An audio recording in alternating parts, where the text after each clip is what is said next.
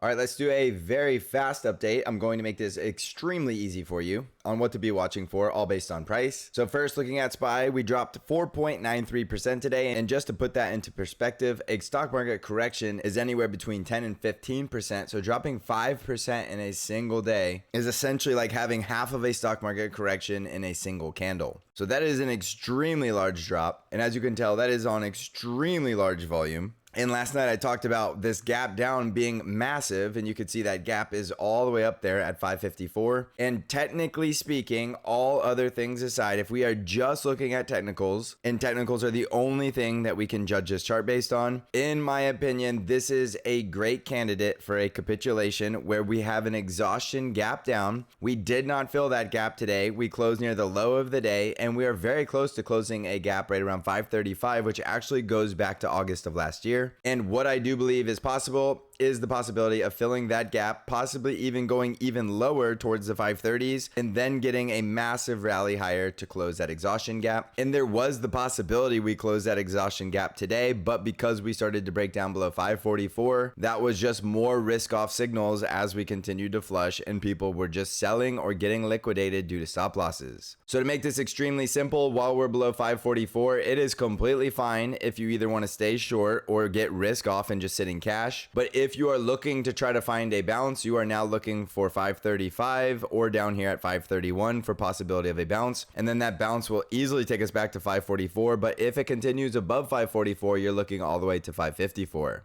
So keep it that simple. If we continue lower, that's called a falling knife. And that does mean we could just continue to fall, but it's very unlikely because we are oversold. We will more than likely get a bounce to a resistance before we continue any lower. So to draw those scenarios, it would look something like a lower high bounce and then continuation to the lower targets.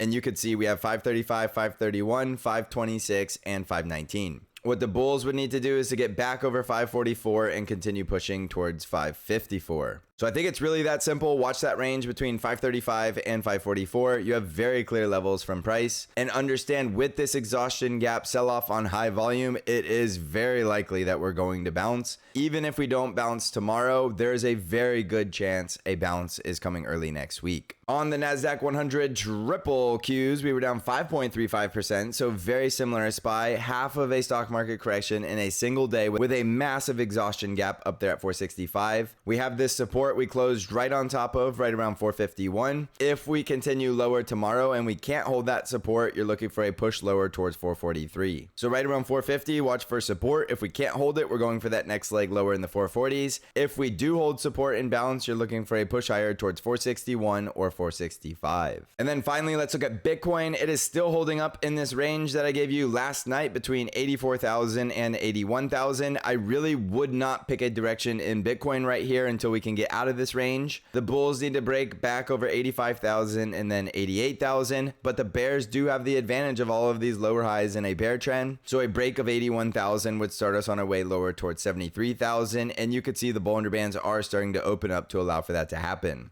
So wait for Bitcoin to give you price action confirmation of a break of this range, and then follow one of these arrows to the upside or downside depending on which direction the price breaks. So remember, this is an extremely volatile market. If you do not like volatility, there is nothing wrong with sitting in cash. Even shorting down here while it is looking like it's breaking down is extremely risky because volatility will work in both directions and the VIX is above 30. So we could still get very powerful bounces, as I'm trying to illustrate here with the resistance above. This is going to be an extremely great market for trading with high volatility. With moves that are nearly 5% a day, you can make very solid trades in very short amount of time. So now is a great time to be a trader. And if you want to come trade with me, the best way to do that is TSC Trade Alerts, where you get all of the buy and sell alerts for the exact percent allocations that I am taking for the TQQQ and the SQQQ. You can find out how to join by clicking on the link in the description of this video. So thank you for watching, everybody. Now go crush this market.